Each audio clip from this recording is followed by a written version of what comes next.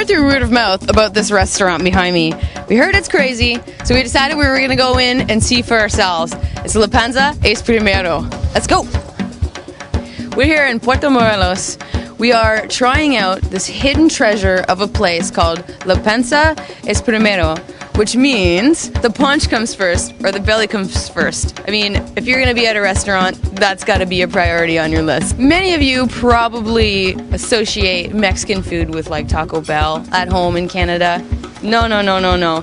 Come to Mexico and try real Mexican food. I'm having one of my favorites, tortilla soup. You actually get to put all of this stuff in the base here. The hospitality is wonderful. They bring you bean dip and chips and salsas, and look at this breathtaking view. I mean, what more can you ask for? Yay.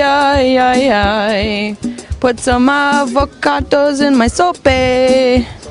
Halfway through my tortilla soup, which was excelente by the way, I had my fish fajitas arrive. Are you seeing this? It was so good. Muchas gracias, La Pensa es Primero. It's true, the belly does really come first. And in this case, I'm now belly up. Muchas gracias. Man, do I love Mexico.